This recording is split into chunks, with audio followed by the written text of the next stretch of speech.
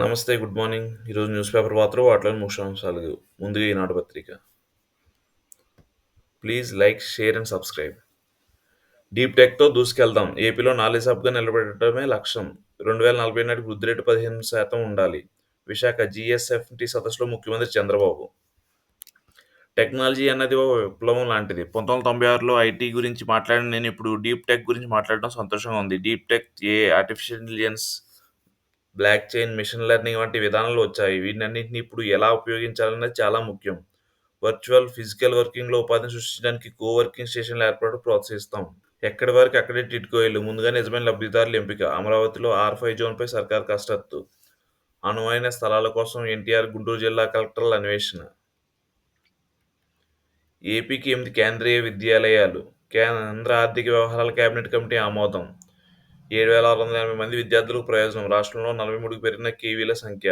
గత 5 ఏళ్లలో దక్కిన స్కూళ్లు 2, ఈ ఏడాదికి వచ్చినవి 9. రెవెన్యూ సదస్సులో వైకాపాపాలు బహిర్గతం. తొలి రోజు 645 సభల నిర్వహణ. తరలివచ్చిన రెవెన్యూ యంత్రాంగం. సమస్యలపై పెద్ద ఎత్తున వినతులు. జలజీవన్ పనుల్లో నిర్లక్ష్యపు ధరలు. పంచాయతీరాజ్ ముఖ్య కార్యదర్శి నుంచి క్షేత్రస్థాయి వరకు ఉదాసీనతే. 5 ఏళ్లలో ప్రారంభించిన పనుల రద్దుపై కాలయాపన. డీపీఆర్‌ల తయారీలోనూ జాప్యం.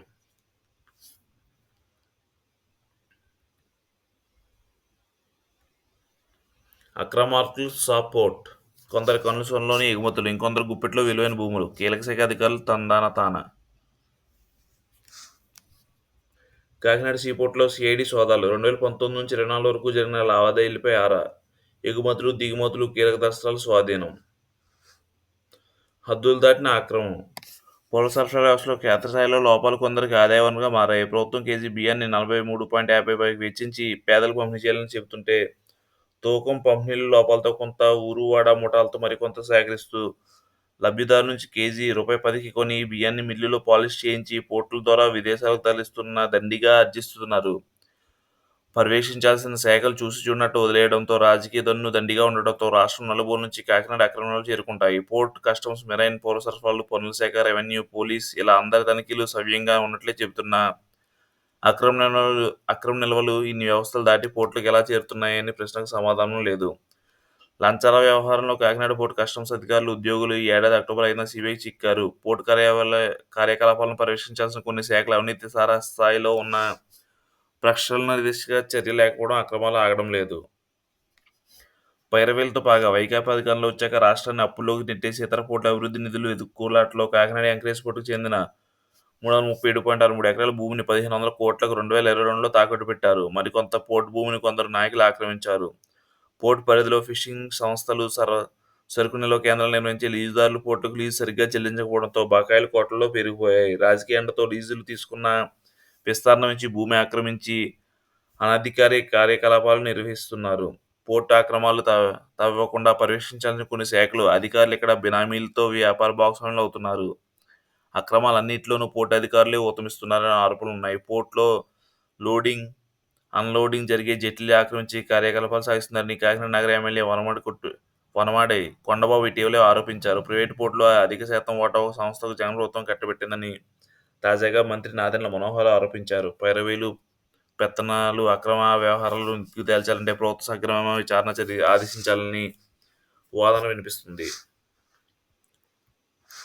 బాధితులకు భరోసా ప్రజా దర్బార్. నేటితో 50 కార్యక్రమాలు పూర్తి.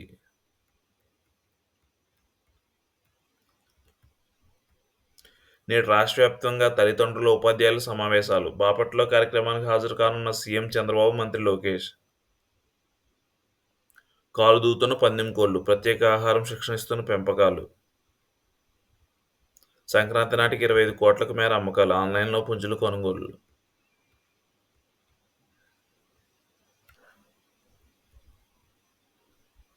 రాజ్యసభలో కరెన్సీ కలకలం. కాంగ్రెస్ ఎంపీ సింగ్వా సీటు వద్ద కనిపించిన నోట్ల కట్ట. దర్యాప్తుకు ఆదేశించిన చైర్మన్ ధన్ఖడ్. సిఫార్సులతో వర్సిటీలో అక్రమ నియామకాలు. చక్రం తిప్పిన జగన్ బంధువు సురేంద్రనాథ్. రిజర్వేషన్ లేకుండా 76 ఉద్యోగులు భర్తీ.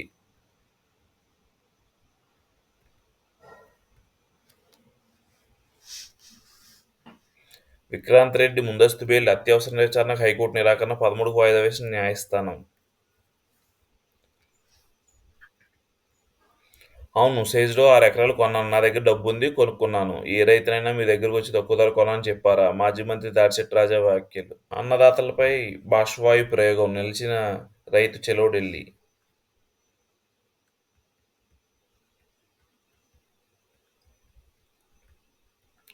11 లేదా 12 మహామంత్రుల ప్రమాణం. నేనడిగితేనే షిందే అంగీకరించారు ఫడ్నవీస్. అక్కడ కొని ఇక్కడ రిజిస్ట్రేషన్లు. పొరుగు రాష్ట్రాల్లో విలువైన కార్లు, బైకులు కొనుగోలు. వాటిని ఏపీలో రిజిస్ట్రేషన్ చేయించుకుంటున్న వైనం. ఏటా 100 కోట్ల జీఎస్టీ నష్టపోతున్న రాష్ట్ర ప్రభుత్వం. నియంత్రణకు రవాణా శాఖ కసరత్తు. దారికి రావాలంటే 43,000 కోట్లు కావాలి. వచ్చే 5 ఏళ్లలో రోడ్లు వేసేందుకు ప్రణాళిక సిద్ధం. 40,178 కిలోమీటర్ల మేర రహదారుల నిర్మాణం, విస్తరణ, మరమ్మతులు, నిర్వహణ అన్నింటికీ కార్యాచరణ.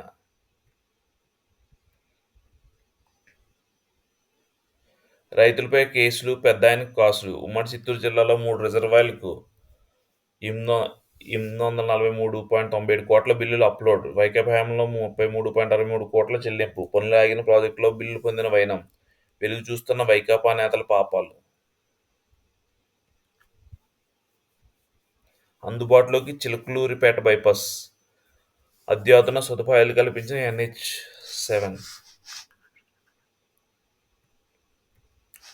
పొగాకు పంటకు వానదెబ్బ. ఎకరానికి 15,000 పైగా నష్టం. మళ్లీ మొక్కలు తెచ్చి నాటాలంటే 13,000 పైకొచ్చి పెరుగుతున్న పెట్టుబడిదారులపైన ఆందోళన. బ్రదర్స్ బొక్కేశారు. ఖండాలు విస్తరించిన ద్వారపూడి దందా. సోదరుడు వీరభద్రారెడ్డి, అనుచరుడు అగర్వాలే కీలకం. 5 ఏళ్లలో 4,955 కోట్లు విలువైన 13.41 లక్షల టన్నుల బియ్యం తరలింపు. అందులో సగానికి పైగా రేషన్ బియ్యమే. రేషన్ బియ్యం వ్యవస్థలో కుళ్లబొడిచారు. ఎక్కడికక్కడే అక్రమ బియ్యమే కాకినాడకే. తెలంగాణ నుంచి ఇక్కడికి పేదల బియ్యం. ఈ ఏడాది జూన్, జూలైలో బియ్యం అక్రమ తరలింపుపై కాకినాడ చుట్టుపక్కల 13 కేసులు. 85 కోట్ల విలువైన 22,940 టన్నులు పట్టివేత. బియ్యం స్మగ్లింగ్ మాఫియాపై పనిపట్నంలో సిట్. నాలెడ్జ్ హబ్గా ఆంధ్రప్రదేశ్, దాని కేంద్రం విశాఖే. చంద్రబాబు రాష్ట్రాన్ని నెంబర్ 1గా తీర్చిదిద్దే దిశగా అడుగులు. స్టార్టప్స్ అనుగుణంగా పాలసీలు. వినూత్న ఆలోచనలకు ప్రోత్సాహం. స్వర్ణాంధ్ర 2047 లక్ష్యంగా ముందుకు. డీప్ టెక్నాలజీ సదస్సులో సీఎం వెల్లడి. రెవెన్యూ సదస్సులకు పోటెత్తిన భూబాధ్యతలు.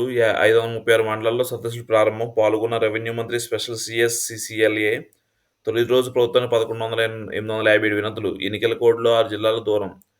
ప్రతి ఎస్జీకి ఒక నెంబర్ కేటాయింపు. ఆర్జీఎస్ ద్వారా సీఎం పరిశీలించే అవకాశం. ప్రభుత్వ దృష్టికి పలు రీసర్వే సమస్యలు. అన్ని సమస్యలు పరిష్కరిస్తామన్న ప్రభుత్వం. నేడు మెగా పీటీఎం. రాష్ట్ర వ్యాప్తంగా 44,303 పాఠశాలల్లో నిర్వహణ. 1.2 కోట్ల మంది హాజరవుతారని అంచనా. బాపట్ల మున్సిపల్ పాఠశాలలో సమావేశానికి హాజరు కానున్న సీఎం చంద్రబాబు, మంత్రి లోకేష్. ధాన్యం కొనుగోళ్లు ముమ్మరం. రైతులకు చెల్లింపులు వేగవంతం. ఒకే రోజు 40,811 టన్నుల సేకరణ.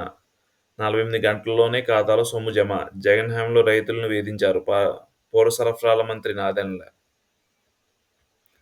14 విజయవాడలో ఎన్టీఆర్ సినీ వజ్రోత్సవ సభ. హాజరు కానున్న చంద్రబాబు, వెంకయ్యనాయుడు. హైదరాబాద్లో 100 అడుగుల విగ్రహం. టీడీ జనార్దన్.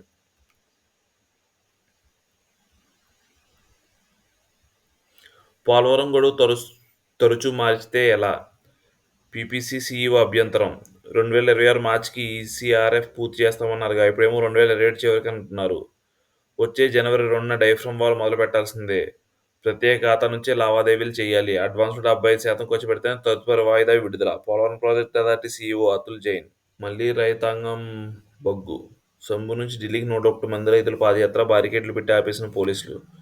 వాటిని తొలగించి ముందుకు సాగేందుకు అన్నదాతల యత్నం అడ్డుకున్న పోలీసులు. బాష్పవాయు ప్రయోగం. 8 మంది రైతులకు గాయాలు.